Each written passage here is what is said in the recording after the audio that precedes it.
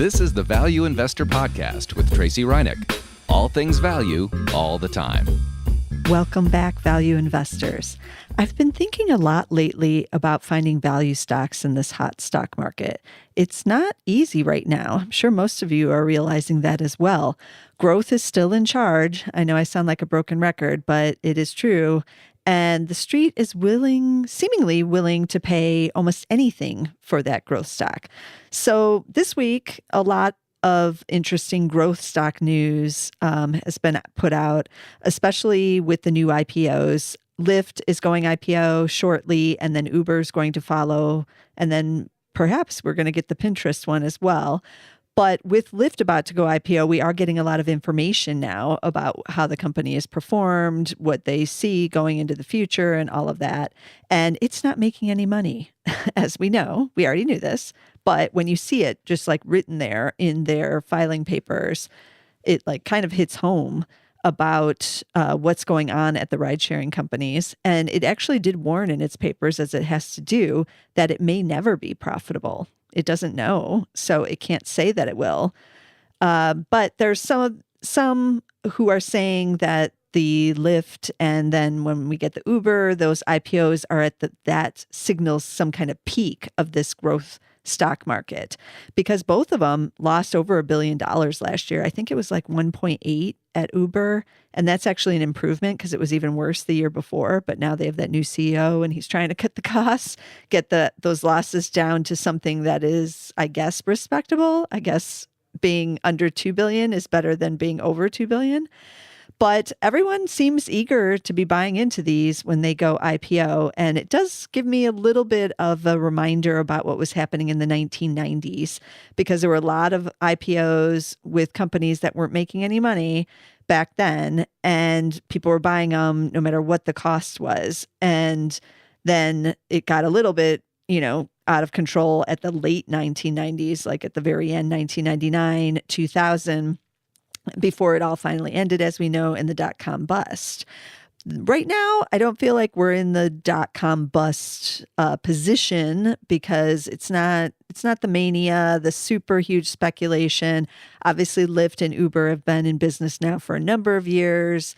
They are being pretty heavily vetted here, and there's not like a lot of surprises in what the Lyft paperwork was telling us about the company. But that being said, I do feel like these IPOs now coming when they are another indicator that this is still the growth stock market. And for us value investors, it's just a little bit more difficult now to find the value stocks in these conditions. So today I wanted to screen for value stocks again, and I've done screens before, but today I thought I'd share my favorite secret value screen. And this one doesn't get as much love as some of the others, even the basic one that I've covered before. But this one can uncover some hidden value gems that the others do not. So let's go through the different parameters of the screen. The first thing I want to put in is always the Zacks rank. So I'm putting that in. And I'm going to include the Zacks rank number ones. Those are the strong buys, and the Zacks rank number twos, which are just the buys. So for the number ones, that is a very exclusive company, and there are only 214 of those right now. And then the number twos, a little less exclusive, but still, a nice smaller grouping. There's 638 of those. So combined, that's a universe of 852 stocks. Now remember, the Zacks rank is the short-term recommendation of just 1 to 3 months. And it's based on the analyst estimates, not the fundamentals. Nobody's listening in on the conference calls and then changing the Zacks rank. They're changing it, or the computer is, when the analysts change their estimates, their earnings estimates. So when those change, the rank changes. So what we want is stocks that are growing their earnings. We want the estimate revisions from the analysts to be higher.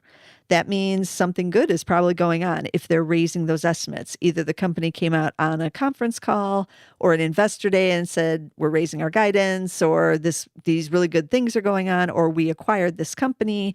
Then the analysts will go in and raise their estimates to get in line with what the company is saying and all the good news. On the flip side, think about like a FedEx. It's warned 2 quarters in a row now, And those estimates keep getting cut. So they were cut the first quarter, they warned, and now they've warned again, they're going to get cut again. It's not surprising that they are, going to be a number 4 sell or number 5 strong sell with those estimates being cut. And to be honest, do you want to buy the company where the earnings are in the decline?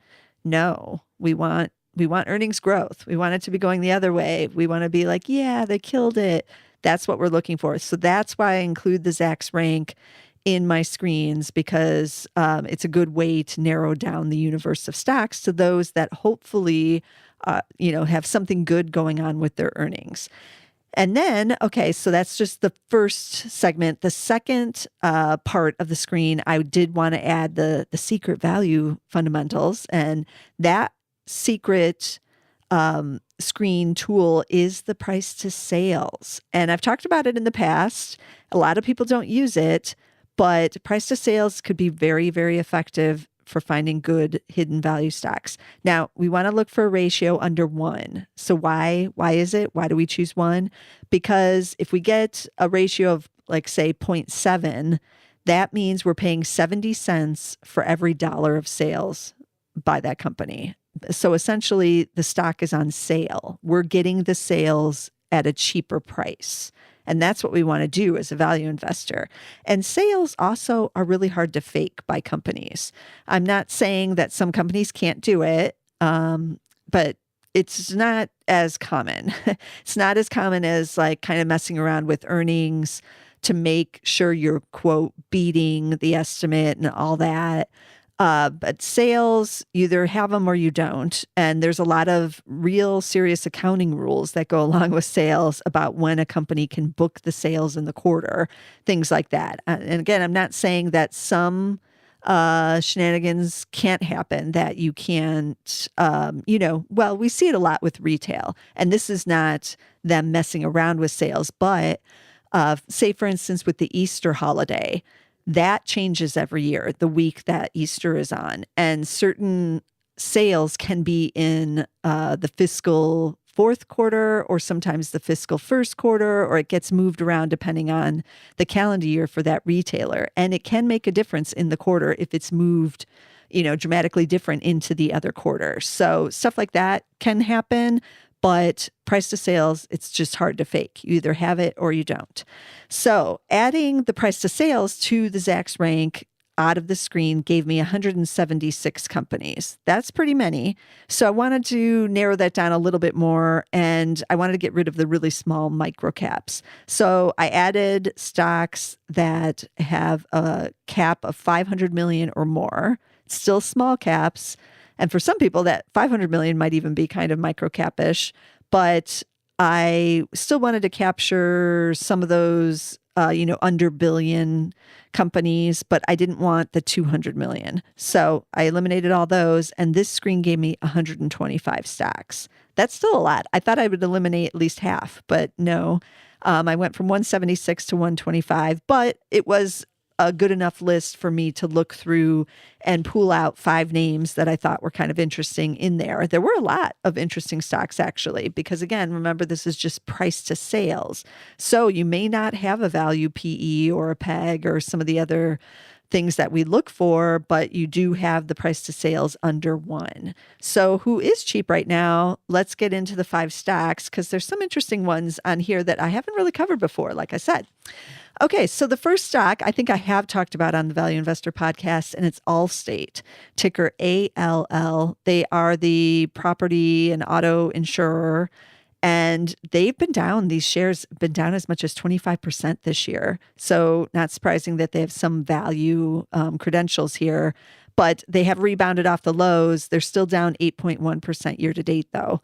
So pretty cheap. Price to sales is 0.8. And then I took a look at the PE and the PEGs and whatnot just to kind of see. And this does have a PE of 10.2, so it's still got that value PE. But earnings for fiscal 2019 expected to be up 15%, and then fiscal 2020, 5.5%. So if you can get some of these insurance, and I know what you're thinking, Tracey, no. Insurance, no. But think of Warren Buffett and Geico. That's been one of his long-term, all-time best investments. And insurance, everybody's got to have it. And it just kind of keeps keeps hanging around for hundreds of years, basically. That's how long ago Lloyd's of London goes back to. So don't feel like, necessarily that the insurance side of things is, quote unquote, boring. But if you get it at a cheap enough price too, a lot of opportunity in insurance. So that's Allstate, ALL. Then let's switch over to a retailer, Best Buy. I haven't talked about them in a long time. Ticker BBY. Price to sales is just 0.4. I took a look at the PE and it's 12.4. They almost have it on the peg too. They're at 1.1, and I usually look for a peg of 1 or under, but that's close. So that's pretty attractive too. These shares are down 12.8% year to date. So that's why we're getting it a little cheaper. People getting nervous about the consumer. But fiscal 2020, 5.6% earnings growth, fiscal 2021, 6.1. You're not going to get the super huge earnings growth with this more mature company, but that's pretty solid for Best Buy. And you get a dividend yielding 2.9%. And actually on Allstate, backing up a bit, you get a dividend there to 2.1 with Allstate. So 2.9, not too bad for Best Buy to kind of hang out in it if you are a longer term investor. And then let's switch over to food distribution. Now, this one is one of my favorite companies. And so I was kind of surprised to see them on here, but their PE is a little bit higher, which is why normally my screens do not take this one. But it's Cisco, but it's not Cisco, the tech company. It's the food distribution company. SYSCO is the name. And the ticker is SYY. So you see these trucks a lot in major cities when they supply restaurants and all of that with their food. And you see these trucks driving down, major urban areas because they're everywhere. Price to sales is just 0.6. Their PE, like I said, is a little bit out of my range right now. PE is 19.4. But the PEG is 1.9, so not too bad on the PEG. You do have great earnings growth. Fiscal 2019, 8.3%. Fiscal 2020, 10.4 again. And year to date, they're up 5.2%. And you do get a dividend, 2.4% with Cisco. But this is kind of a quiet one. Now, shares seemingly look like they've peaked off the last earnings, and then they're just kind of hanging out. I'm not sure if they're going to get another boost here or if they're going to pull back. So I'm going to keep this one on my watch list now that I know that the price to sales is so attractive here, because, again, this is one of my favorite companies. Then let's switch back to the retail side. And this is a company I never have mentioned here, I don't believe, because the PE is pretty high, but Walmart is on the list. WMT is that ticker. Year to date, they're up 3.6 only because, again, the retailers, people are worried about, slowdown, recession, all those things. Price to sales, though, is also just 0.6 for this one. PE, though, 21 times. So the PE is pretty high, and the PEG is pretty high, too, because it's not a big, fast grower. PEG is 4.6.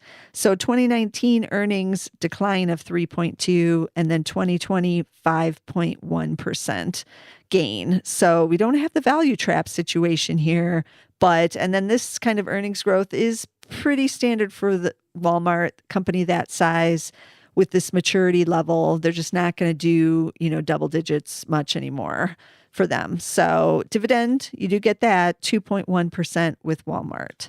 And then rounding it up, we're going to switch to the healthcare side. The HMOs, they've all been beaten down this year because of Medicare for All, even though we're not getting Medicare for all. There's no legislation right now. There's no debate over it really right now, but it's in the news and it's a proposal that's kind of out there. So everybody's getting real nervous about the health insurers. I've covered some of them in the past, but all of them have been sold down pretty dramatically. A few have bounced off the lows now. So the company I chose today and that made the cut on the screen was Centene, ticker CNC, and they have a price to sales ratio of just 0.4. PE now is 14.2, and their PEG almost makes the PEG ratio requirement at 1.1. That's pretty attractive, though. 2019 earnings is expected to be up 19.5%. 2020, another 13%. That's why you got that attractive PEG. And no dividend with this one, though. So you're just going in to get, returns on the stock. Year to date, the shares are up, but just 2.4%, and they are up off that bottom a little bit. But take a look at the other health insurers too, a lot of them being beaten up. There's been a few insiders buying some of these. So I'm keeping a watch on that because I might have to do a whole nother podcast about, like I've done in the past about you won't believe where the insiders are buying. And if I see mass insider buying at some of these health insurers, then that could make the cut. But we'll see. I've just seen a little bit so far. But Centene is the choice for this screen, and it's CNC. So those are some interesting stocks, I feel. That's why I like the price to sales ratio. It does unveil some stocks that you otherwise would not get in just a straightforward PE screen or even a PEG screen or a price to book screen for that matter. And you're still getting a cheap component of the stock because you are buying those sales at a really good, lower price there. So that's what I like. I like to get my sales on sale, so to speak. So let's recap those stocks again. We had Allstate, ticker ALL, if you're looking at the insurers, but non-health insurance. That's the property side. You have Best Buy, BBY, and Walmart on the retail side, WMT. Those are some big retailers. Then we had food distribution, this kind of hidden one that nobody pays attention to, but it's great stock. SYY is the ticker there. And then the health insurers all pretty much beaten down. Centene, ticker CNC there. So be sure to subscribe so you didn't miss a single episode. We're on Spotify as a standalone show, and we're on Apple Podcasts as a standalone. So get us on one of those, or you can get us on SoundCloud with the Zacks Market Edge. So you get 2 for the price of 1 over there. But every week I'm bringing you value stocks or value just analysis and discussion here. And I'm also bringing just stocks in general on the Market Edge. So be sure to subscribe so you get some stocks somewhere. And I'll be back again next week with some more value stocks.